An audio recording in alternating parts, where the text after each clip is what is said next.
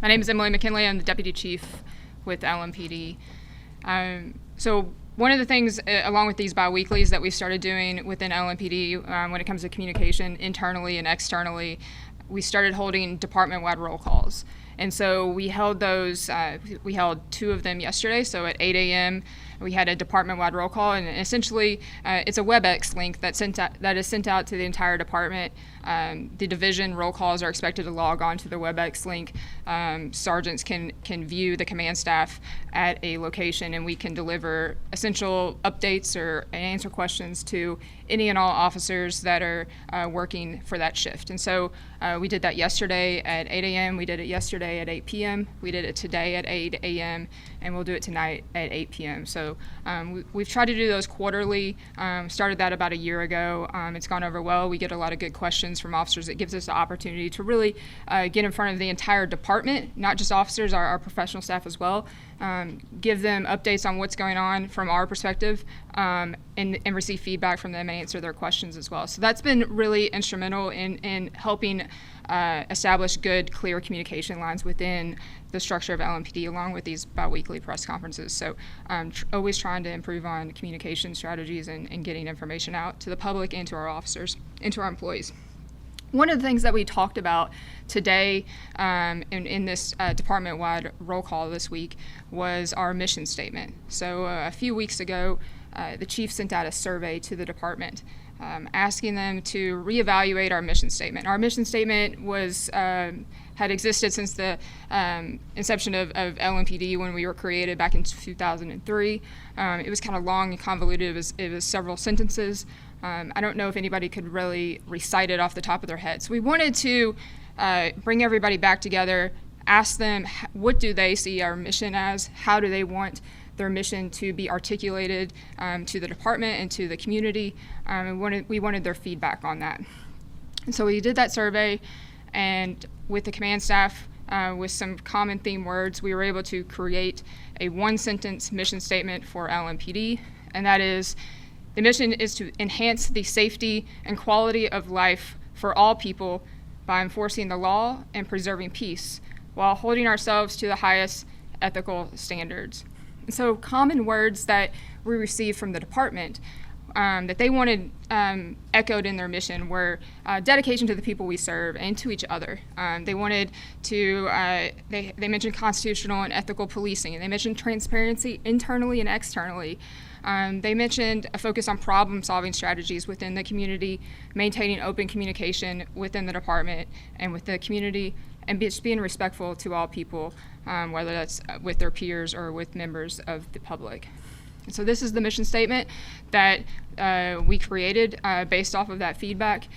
We will replace that with the mission statement that's on our website, as well as the mission statement within our policy. So just want everybody to be aware of that simple and concise mission that we will use to make all of our decisions. So any decision that any officer makes, it should tie back to this mission statement. We want everybody to understand and own this and know how we make decisions, and this is what's guiding that. So just going over the crime overview that we normally go through in these biweeklies. So things are continue to trend in the right direction. Homicides are down 33% compared to this time last year. We have 47 homicides compared to 72 this time last year. Same with shootings. Shootings are down 28%. We have 113 shootings this year compared to 157 shootings last year. And those are shooting victims, not necessarily incidents. So you may have multiple victims in one incident. Carjackings also continue to trend downward significantly at 37% down. So 40 carjackings this year compared to 63 this time last year. One of the things that is trending upward right now is our business robberies. They're up about 15%. Now, if you look at the numbers, it's a difference of 4. A lot of the times the same suspect is involved in a number of business robberies. So oftentimes the same suspect might commit 2, 3, 4 business robberies in a row, and we're able to often solve these. We have a high clearance rate with our business robberies, so we're often able to clear business robberies with a single arrest. And we get a lot of tips from the public and the media, using the media to push out surveillance video when we get suspects on video. So we appreciate that. Hope to have that number go down in the future. I'm now going to turn it over to Assistant Chief Donnie Burbrink. He's going to discuss the Highlands and Bardstown Road issues that we've had over the past few weekends.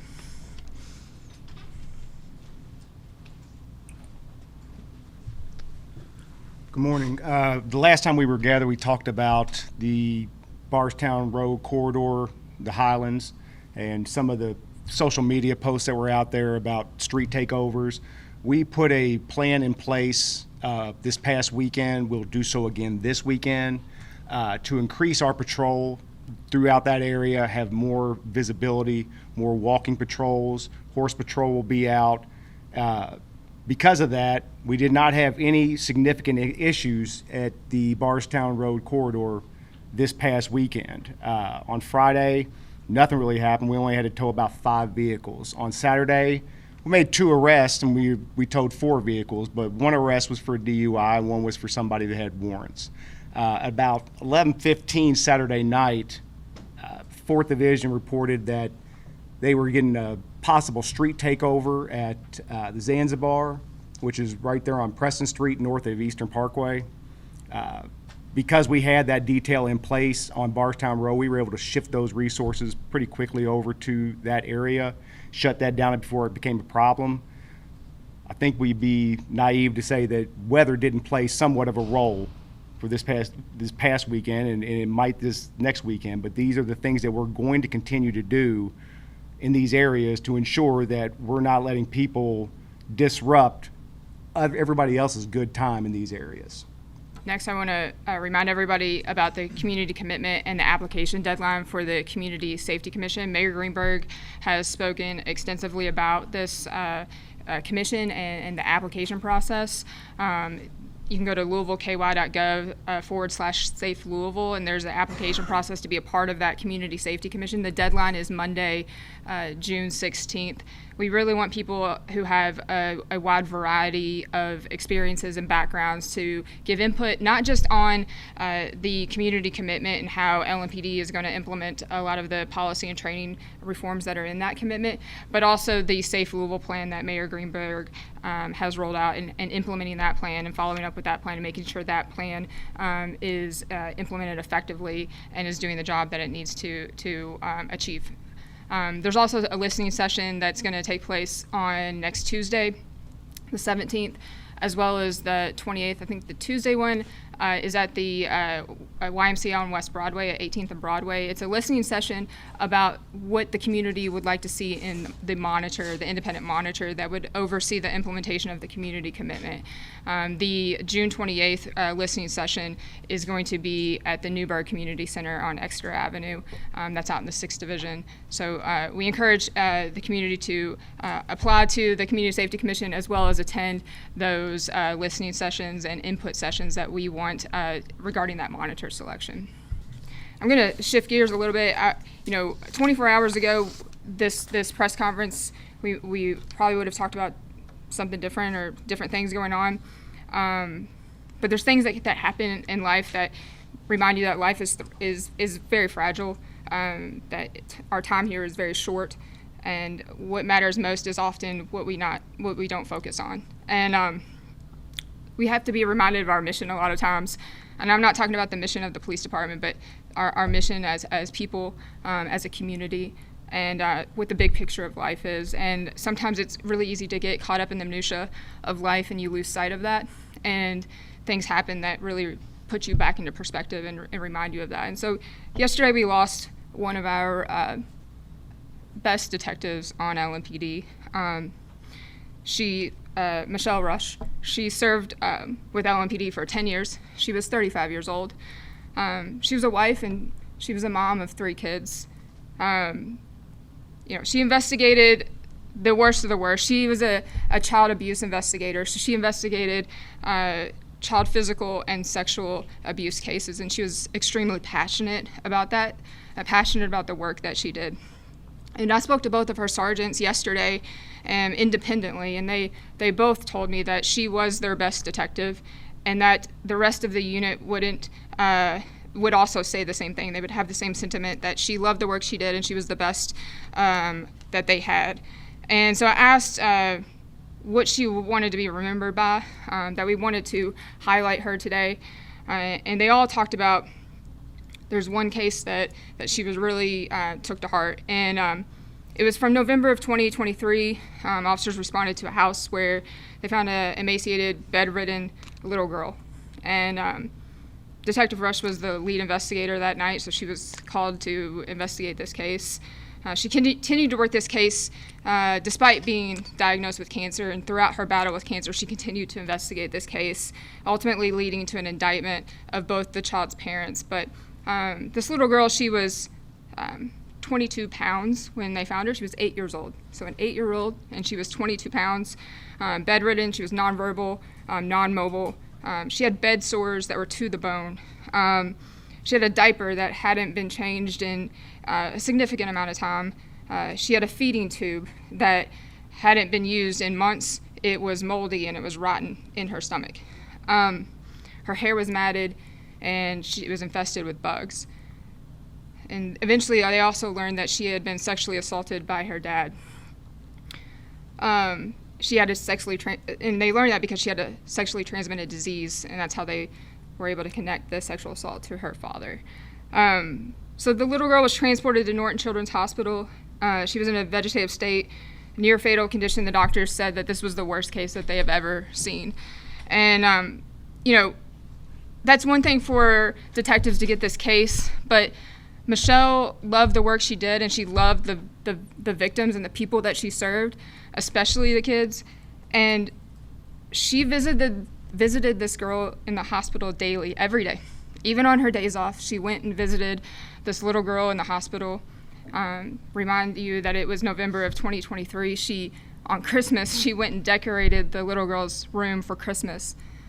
She sat and sang Christmas carols with her and played Christmas music with her in her room. And Michelle has her own family. She loved this little girl like her own because she knew that this little girl had never experienced love. She's never experienced that type of attention. She wanted to give that back to her and give her that opportunity. And over time, she started to gain weight, and she was able to eventually be released to the home of the innocents. I'm going to play a video. This is when she was able to go and be released from the hospital. You'll see Michelle in the gray polo shirt that's pushing the bed as they walk through the hospital.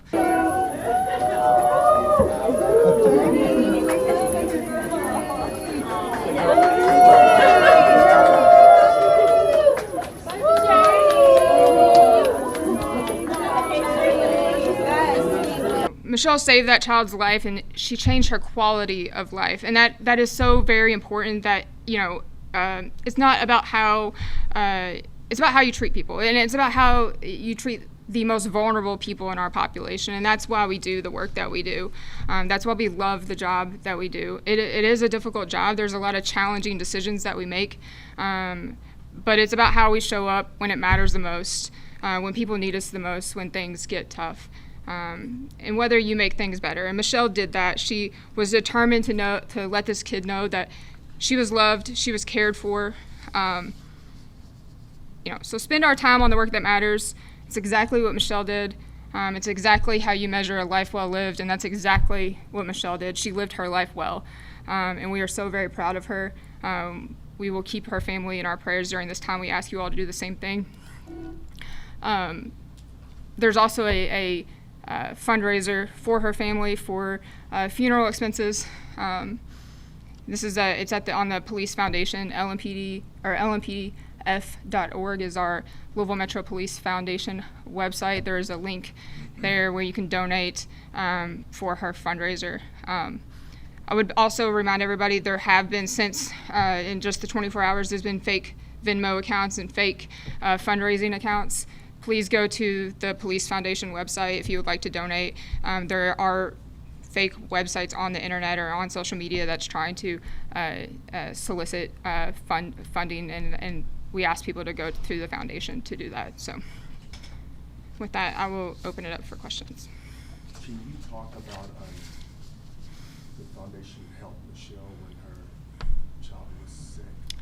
Yes. So, our police foundation helps many officers through difficult times and their families, whether it's they might have a child that's sick or a spouse, or they might have suffered a severe injury at work or off duty. And so the foundation did work with Michelle and her family when her child was sick. This was several years ago, and they did do a fundraiser for her and her child. Does LMPD plan anything to honor Michelle separately from funeral? So the question was, does LMPD plan to do anything separately aside from the funeral to honor Michelle? Yesterday we did a gauntlet at the hospital so that we lined the hallways and the ambulance bay when they brought her out. So we did do a gauntlet with the honor guard at the hospital. She was draped in a flag, and we did do those honors at the hospital. We will do full graveside service for it's not a line of duty death, but it's a sworn member death. So we'll do, there will be graveside services that we'll do and honor her that way. Her husband is a police officer as well. Yes. Can you just say he's obviously devastated? Yeah, so Michelle's husband is a detective in our non-fatal shooting unit, and obviously he's just devastated like anyone would be, and he's trying to care for his 3 kids. We have a lot of support within our department. I know the homicide unit is stepping up to help cover some of the non-fatal shootings that might come out during the next week or so that his unit can help support him, and so we are appreciative of that. We have a lot of support within our department. You spoke about this briefly, Emily. What kind of detective does it take to work in crimes against children? Not everybody can do that job. You have to have compassion, and you have to be willing to seek justice for the most vulnerable people, and that is what Michelle exemplified every day. And she went above and beyond. Again, like I said, it wasn't that she just got assigned the case and she did the interviews and sought the indictment. She did all of that, but she took it a step farther and wanted to make sure the victim knew that she was loved, that she felt love, and that she knew that someone cared for her. And things like that are important, especially in these cases when you're dealing with a very vulnerable population, a very vulnerable group of people. Switching gears a little bit in terms of these ICE protests that we've seen earlier this week, some more expected this weekend. How's LMPD responding in terms of public safety? Yeah, question about the ICE protests and how we're responding in regards to public safety. Just that we're focused on public safety. So, we live in a country where one of the great American tenets is our freedom. We have our freedom of speech, and I'm so proud that we live in a country that allows us that opportunity and allows us that right to express our free speech and to protest and to assemble. And so we want to support that, and we will be focused on public safety. So if there's a public safety concern, we will be prepared to address that. Is LMPD under orders from the chief or the mayor? If ICE were to conduct an operation here in town, immigration enforcement, are you guys under orders to help or not help or anything like that? The question was if we're under orders to help or not help if ICE were to conduct an operation here. So we haven't assisted with ICE on any operation here locally. There is a policy. We can send you our policy on how we work with ICE or any sort of federal agency, so we're happy to send you what our policy is. But they have not asked our help for our assistance on any operation. On potential protests, the community commitment mandates that LMPD create a mass demonstration plan to respond to large-scale demonstrations. It also mandates LMPD have media guidelines for how its members interact with media. Have those been created yet? And if these are event-specific, have they been created for upcoming protests? What can you tell us about those documents? Right. So the question was, so the community commitment requires LMPD to create a mass demonstration plan, as well as guidelines on handling the media in mass demonstrations. And have we done those? So we have a civil disturbance plan. We can share that with you as well.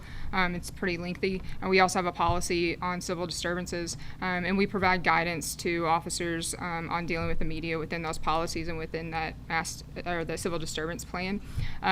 When we get the independent monitor, we'll work with that monitor. We'll review our mass demonstration plan, or the civil disturbance plan as it is written right now. We'll also review our policies, work with the monitor to see if we need to make any adjustments there. But we're happy to share what we have today.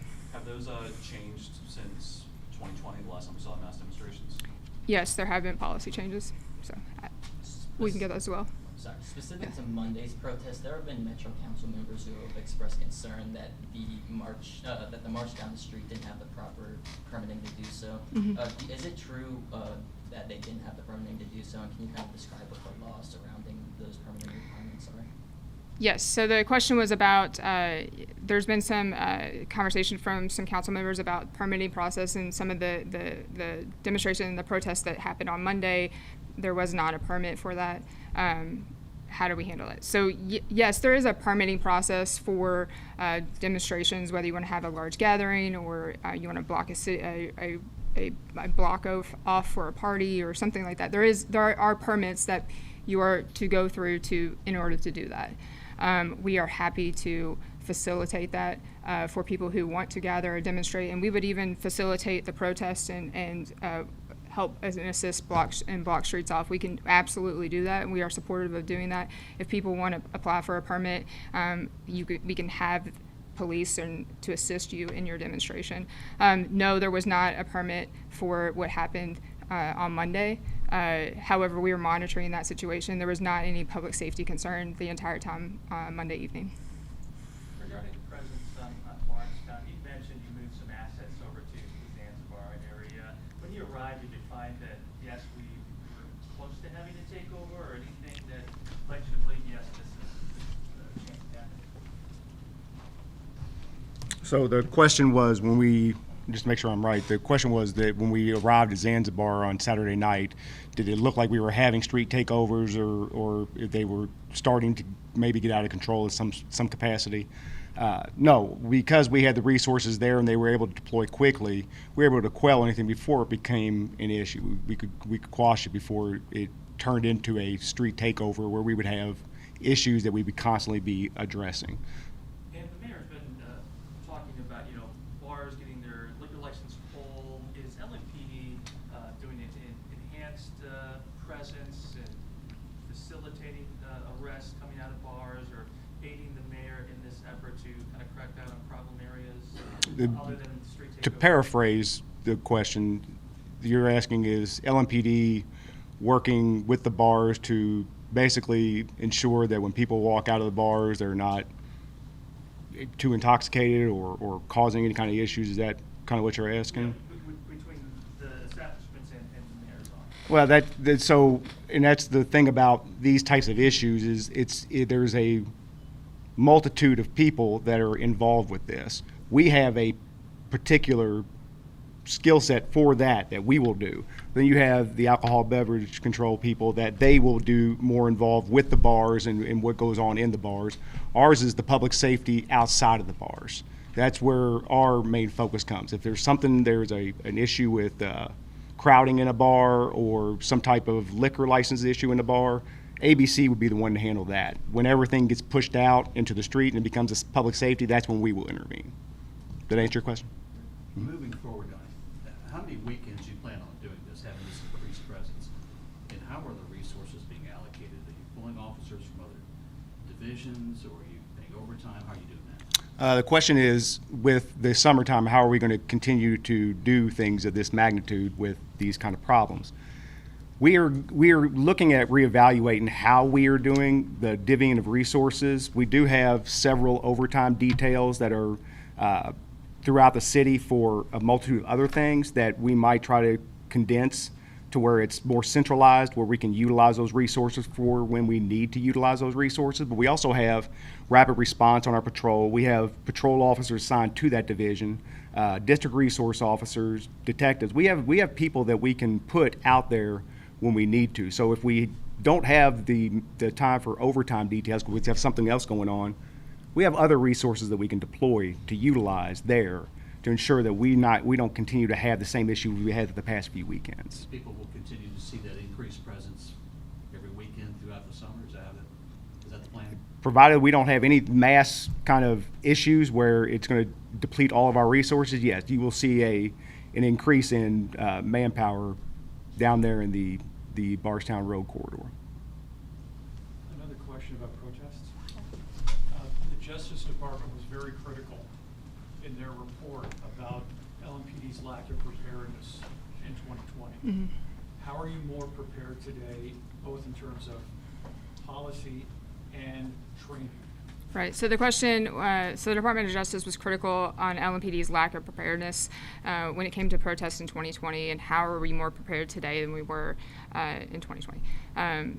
To Josh Wood's question earlier, we've changed a lot of our policies, especially when it came our policy regarding force. We've done a lot of use of force training. So if you were talking about force, there's been a lot of training and policy changes in regards to that. We've also changed our civil disturbance and response policies. We've done a lot more training with our special response team and prepared our special response team to with scenarios and tabletop exercises to train for potential events like this. 2020 was unique in that it came on fairly unexpected. It happened very quickly. This week we've had kind of more notice on that there might be a protest, there might be an event. Getting in front of and talking to some of the organizers has also been beneficial. We didn't necessarily have that type of connection with a lot of people within the community back in 2020. So building those relationships over the past 5 years has also been instrumental in getting ahead and making sure that we have an appropriate response. We'll do one more question, Ms. Turner. Let her get it. For the protests on Saturday, there are multiple protests that are going to be had. Do you guys have people on standby, or will you be present? What does that look like? Yeah, question about Saturday. There are multiple protests. Do we have people on standby? Yes, we have people prepared to handle protests and handle any sort of public safety issues as they might arise. There may be a chance that we don't need to intervene at all, and that would be fantastic. We allow people to protest and exercise their First Amendment. But yes, we will be in the area. We'll be monitoring. David, grab your follow-up and then we're done. Yeah, could you describe, well, I'm really interested in the training that you're doing now that maybe you weren't doing before. You talk about tabletop exercises. What is that? And when it comes to training, how much training are we talking about? Days? Are we talking about hours?